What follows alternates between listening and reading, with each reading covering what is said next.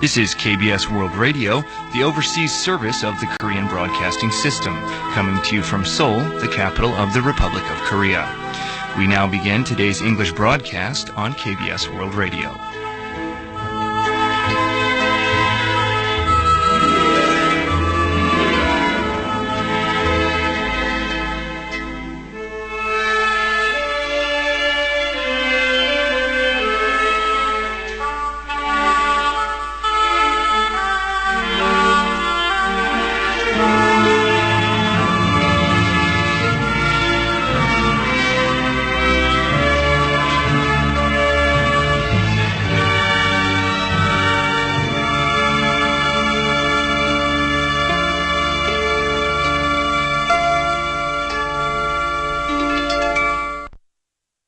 From Seoul, Korea, KBS World Radio News starts right now.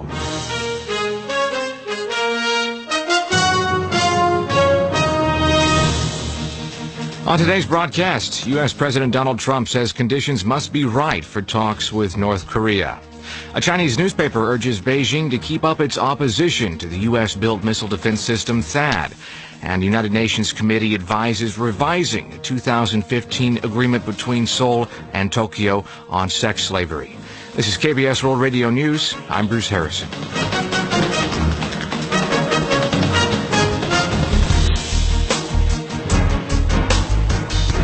U.S. President Donald Trump says the circumstances must be right for talks with North Korea. In an interview with NBC News on Thursday, Trump was asked whether or not a change in approach to North Korea by South Korea's new president, Moon Jae-in, would mean a change in U.S. strategy. Trump said he doesn't mind that President Moon is more open to discussion with the North, but it should be under certain circumstances. He added he could probably give a much better answer in a month or two. He said the North Korean situation is very, very dangerous for South Korea, Japan, China, and the rest of the world, and the U.S. has handled it very well and very firmly. U.S. security experts have called on the leaders of South Korea and the U.S. to work more closely to stabilize security on the Korean peninsula. On Friday, John Wolfstall, a former National Security Council official on nonproliferation, and Abraham Denmark, a former senior Defense Department official, published a joint column in the magazine Foreign Policy. They said if Seoul and Washington don't have a common strategy, North Korea and China will easily drive a wedge between them and weaken any attempt to peacefully resolve the North Korean nuclear issue. They said that the key for the Trump administration will be to ensure that President Moon Jae-in only offers aid to Pyongyang in the context of the agreed-to-alliance negotiation strategy. They added that aside from humanitarian aid, North Korea should not get something for nothing. Wolfstall and Denmark said recent comments by Trump have made the situation worse. They were referring to Trump's demand that South Korea pay for the deployment of the U.S.-built THAAD anti-missile battery, as well as his threat to renegotiate or terminate the South Korea-U.S. free trade agreement.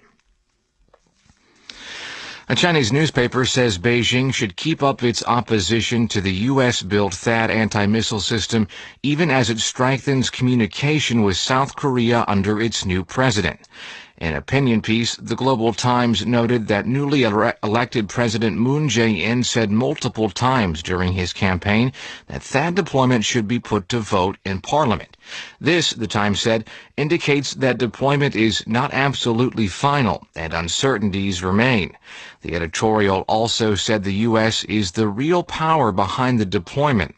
The Times wrote China should demonstrate its resolute opposition to THAAD, but its tactics must correspond with South Korean politics. It said China should show that it is not belittling South Korea or indifferent to bilateral relations. President Moon Jae-in has asked Russia to play a constructive role in ending North Korea's nuclear weapons program. During Moon's first phone conversation as president with Russian President Vladimir Putin, Moon urged Putin for Moscow's help to see that North Korea stop nuclear provocations and agree to denuclearize.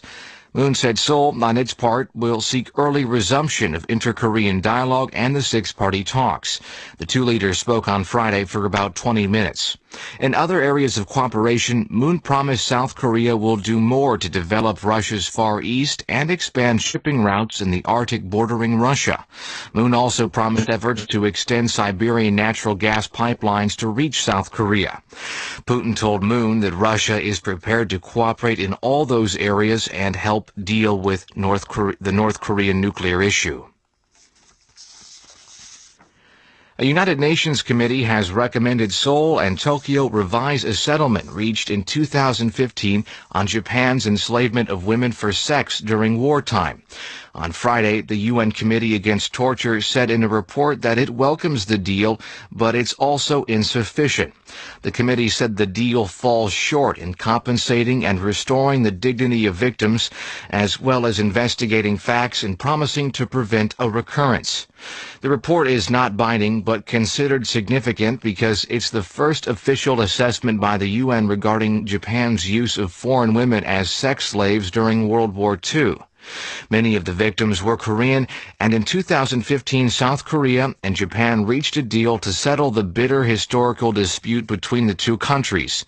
But the victims and other Koreans denounced the deal, saying Japan still must take full responsibility of its atrocities and officially apologize.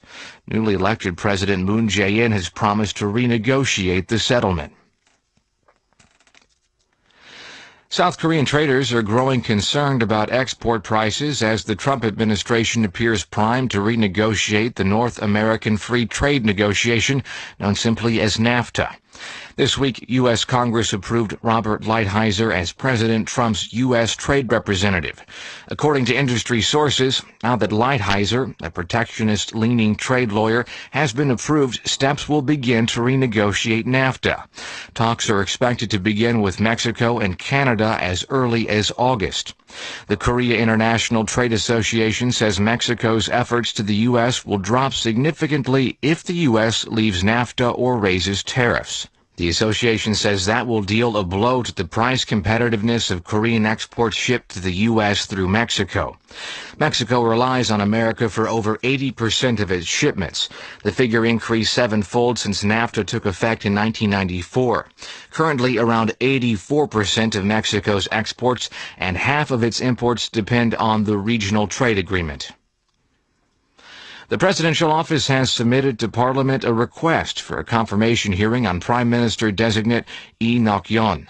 The written request under the name of President Moon Jae-in was submitted to the Assembly Secretariat.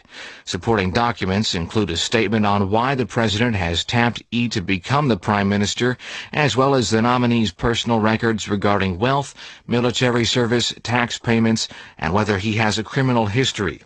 The president has appointed Seo-hoon to lead the National Intelligence Service and plans to submit a confirmation hearing request around early next week. South Korea's presidential office has denied it offered cabinet seats to two candidates who lost Tuesday's presidential election to new President Moon Jae-in. On Friday, Senior Presidential Office Secretary Yoon Yong-chan said no contact has been made with lawmakers or other parties. There have been rumors in the Seoul political circle that the presidential office offered to make Bareun Party lawmaker Yoo Sung-min finance minister and Justice Party chairwoman Shim Song-jung labor minister. Yoon said a consolidated government will not be created behind closed doors. A former South Korean ambassador to the United Nations has criticized a Wall Street Journal editorial which he says is misleading on President Moon Jae-in's North Korea policy. Chung Yi-young, a foreign policy advisor to Moon, responded with his own opinion piece in the journal.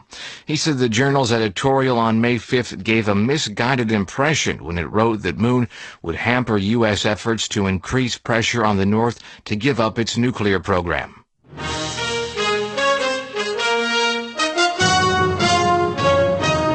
And that's the news from KBS World Radio's News Center in Seoul. I'm Bruce Harrison.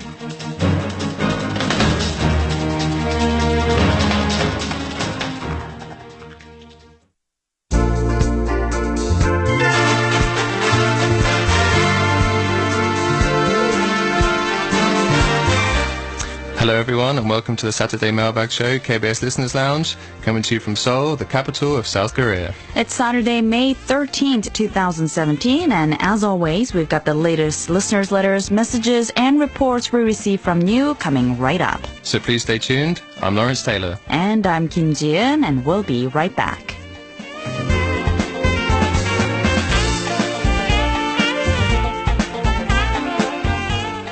Hi, Lawrence. Hi, Jian.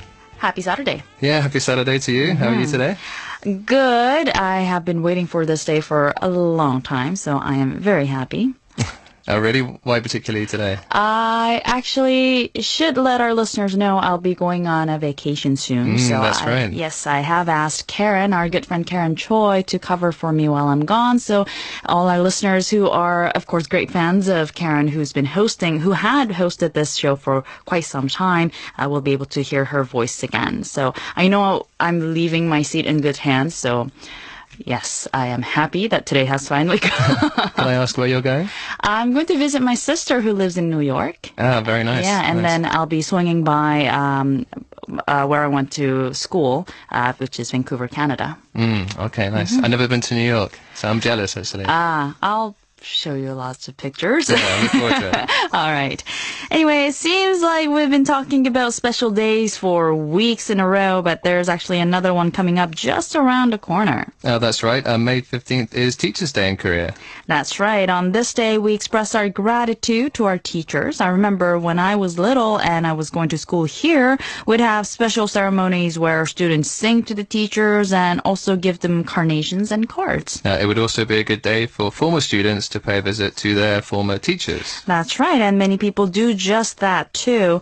Well, you're probably too far from your old school right now, but if you could visit an old teacher, who would it be? Are there any particularly memorable teachers from your school days? Yeah, I particularly remember one philosophy teacher in my high school days. He was a very good teacher, but also probably one of the kindest men you ever meet. So he was a very, very nice guy. What about you? Well, just a couple from high school myself, too. Unfortunately, my former band teacher, who had been my absolute favorite teacher, he passed away while I was in college. But my photography teacher, I actually still keep in touch with him, and I do visit him whenever I do go back to Vancouver. And he's even visited Korea a couple of times himself, so I got to show him around a little bit, too. Sounds very good. Is there a Teachers' Day in Canada as well? You know, I actually could not remember, so I had to look it up, and it looks like Canada just observes World Teachers' Day, which is on October 5th. Right, but World Teachers' Day is more meant for commemorating teachers' organizations around the world, rather than having the students show their appreciation to their current or old teachers. So I guess that's a bit different. I guess so. And I did stumble upon some interesting facts while looking this up, though. Really? What's that? Well, the Teachers' Day in Colombia and Mexico also fall on May 15th for different reasons. I believe this date is linked to two different patron saints in these two countries. Okay, but that makes me wonder, why was May 15th designated as Teachers' Day in Korea then? Well, of course, we don't have patron saints in this country, but apparently it wasn't the date when Teachers' Day was first established in 1963. At first, May 26th was chosen as Teachers' Day, but 2 years later, organizers decided to change the date to match that to the birthday of King Sejong the Great, who of course is the creator of the Korean writing system Hangul. I guess that does make the day seem even more meaningful then. Right, and also in Malaysia, Teachers' Day falls on May 16th, so I thought that was an interesting coincidence as well. Well, wherever they may be, teachers are of course an integral part of all societies and communities around the world. We would not be who we are today without them, and also of course our future depends on the pupils they teach today. So I'd just like to wish all teachers around the world a big thank you wherever they may be. Yes, and thank you very much for taking on the initiative and also the heavy responsibilities and for choosing to help people grow. Happy early Teachers' Day, everyone. Now we're going to take a quick break, but we'll be right back with this week's letters and reports, so don't go away.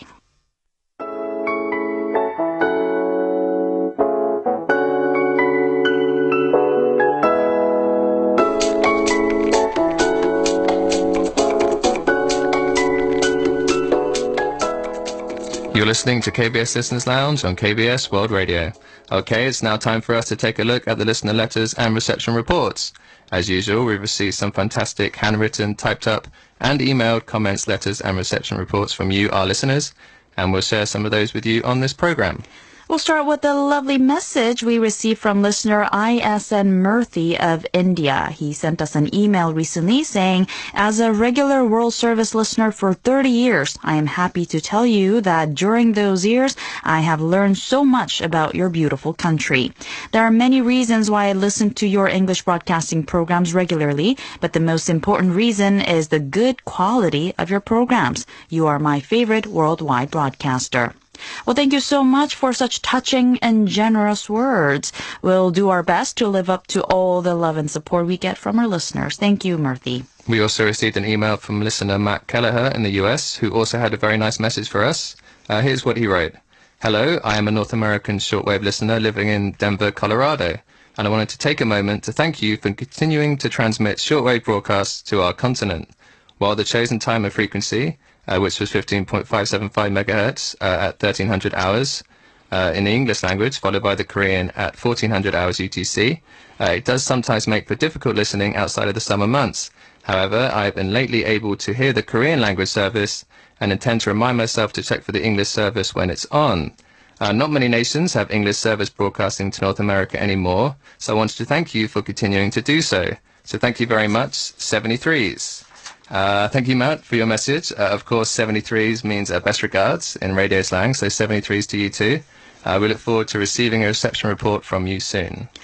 Matt also suggested a 31-meter band frequency for the U.S. for the B-17 schedule. We've made a note of this, and it will be delivered to the tech team by our producers who are listening from outside right now. Thank you, Matt. We actually received quite a few reports on 15.575 megahertz in the past week, so we'll take a look at a few of those first. Listener Michael Berger of Pennsylvania, U.S. left us an online reception report to tell us that he listened to us on 15.575 megahertz on May 3rd from 1340 to 1400 hours UTC. He used a Grundig Satellite 750 receiver with a self-contained telescopic antenna, which yielded a SIMPO of 34333. It was noted, though, that the details he had written in the comment section did not match the programs aired on today. So, Michael, if you're listening, it would be wonderful if you could double-check that for us. Thank you for your report. And next up, we have a report from listener Richard Nowak, also of the US, in Florida. In his email, he said that he listened to our broadcast on 15.575 megahertz on May 4th from 1300 hours to 1340 hours UTC. He used an ICOM IC R75 receiver hooked up to an 80-meter off-center fed dipole antenna, and he rated the SIMPO 35333, saying that it was a decent reception for the frequency. He gave us quite a lot of details on the programs he heard too, including the news about early voting, the voting protocol, and presidential hopefuls delivering their speeches. He added that at 1340 hours UTC, noise started to increase, so he could not hear what was being discussed on the language segment, by which he presumably means drama lines. He also wrote, I was about to write to you because I have not been able to receive your broadcast for months. However, I was happy today, though, as I could hear KBS come through clearly. Korea is a major issue in world news now, and it is good for us to hear news and events from the source. KBS Shortwave is our best source of Korean culture and news from the Republic of Korea. Thanks for the show and your support of Shortwave. Sincerely, Richard. Well, thank you very much, Richard. Our U.S. monitor Russell Summers continues to keep us posted on the listening conditions in his region as always, which is Indiana, U.S. His most recent report was dated May 6th and 7th, and as always, he tuned into our 15.575 megahertz broadcast from 1300 to 1400 hours UTC using a Yachtboy YB400PE receiver with a telescopic antenna. On both these days, once again May 6th and 7th, he rated the SIMPO 25452. Thank you so much for your regular reports, as always, Russell. Listener David Wood also said that he tuned into us on 15.575 megahertz from Japan. He sent us an online reception report dated May 3rd as well, from 1350 to 1400 hours UTC. He used an ELPA ER C57 receiver and rated the SIMPO 55545. I guess it makes sense since Japan is on the way to the US from Korea. Thank you for your report, David.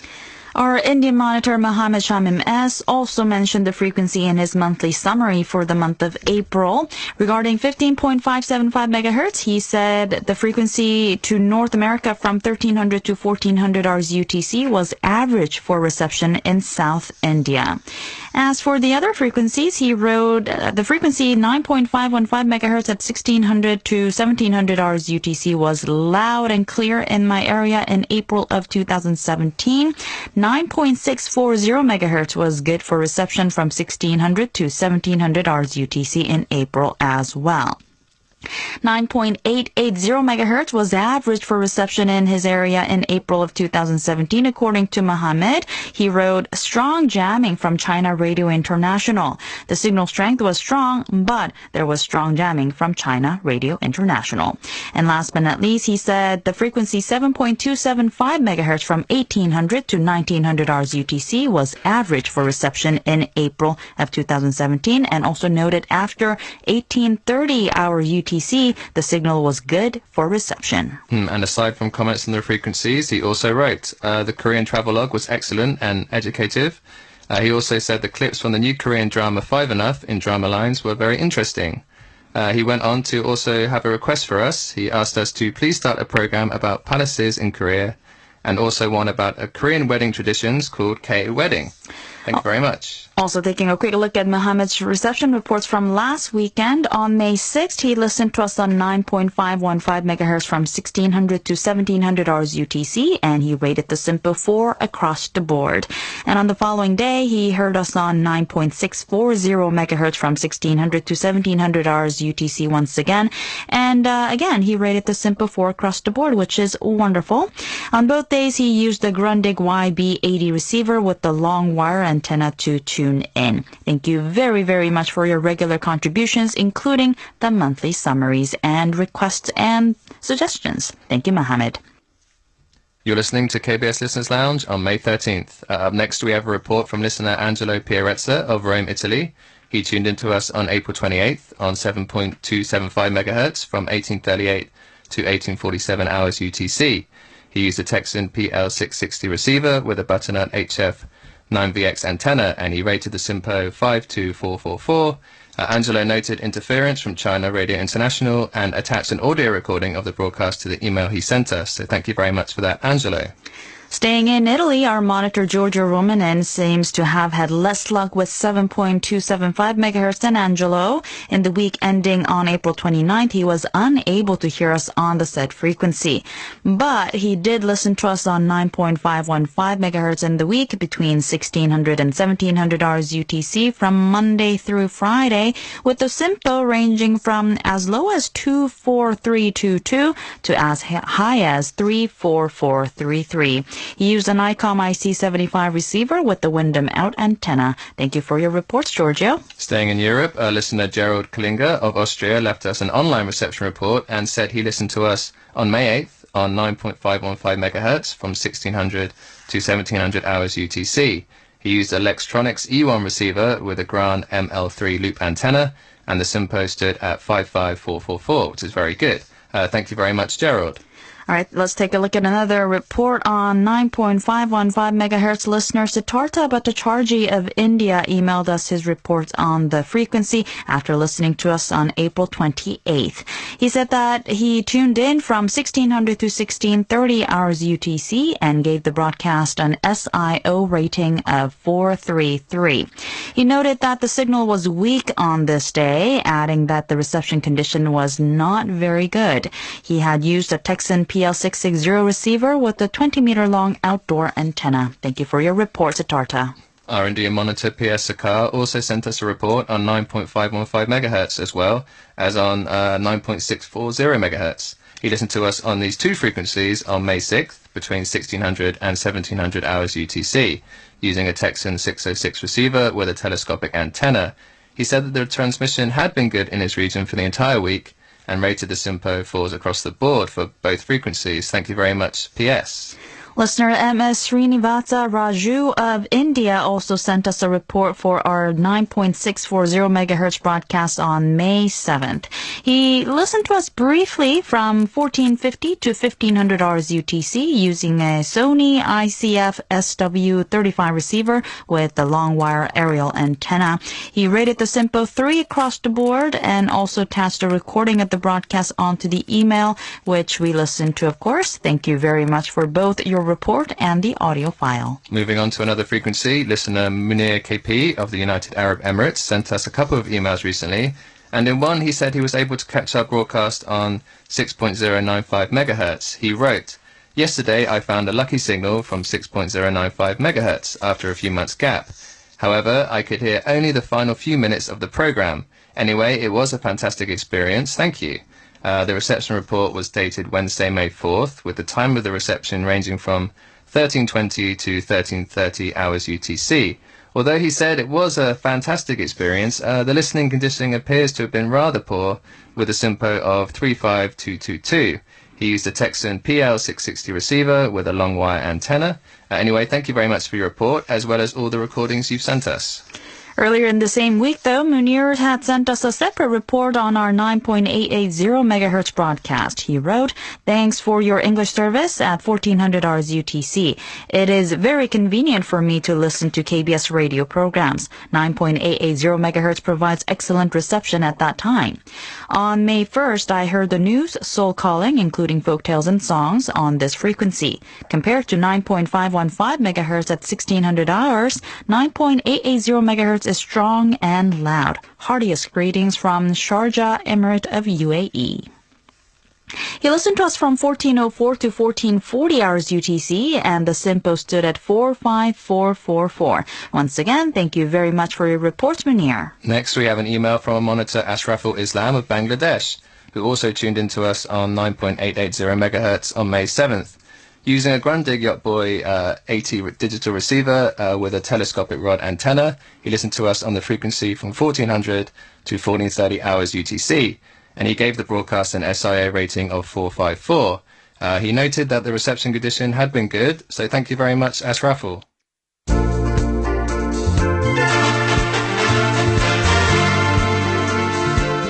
Well, that's all we have for you for this week's KBS Listeners Lounge. We hope you enjoyed the show. This has been Lawrence Taylor. And this has been Kim Ji-eun. Thank you for joining us, and we hope you have a wonderful weekend. Goodbye.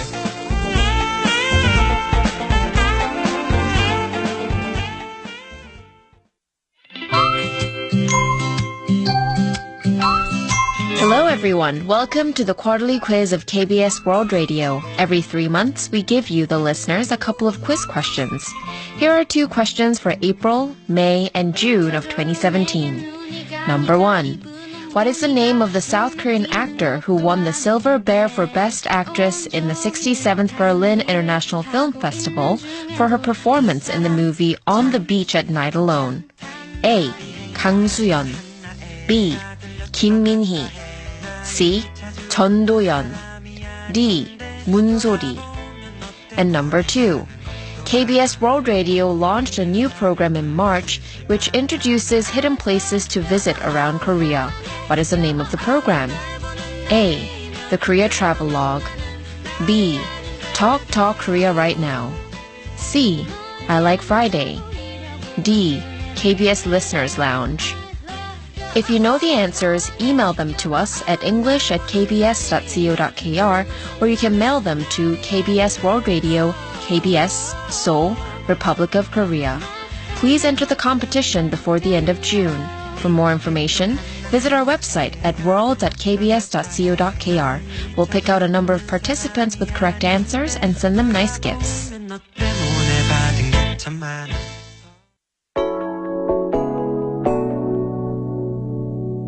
Thank you for tuning in to KBS World Radio. KBS World Radio is Korea's flagship international broadcaster, airing in 11 different languages. The English service of KBS World Radio broadcasts 2 hours a day for various media outlets, including shortwave radio, satellite radio, and internet. Visit our website at world.kbs.co.kr, where you can stream all of our content on our internet radio Wink by tuning into various channels like Wink 24 and Wink Music. Wink is also available on mobile if you download our on-air app onto your mobile phone. Visit our Facebook page at www.facebook.com/EnglishKBS or follow us on Twitter at KBS World Radio. You can also email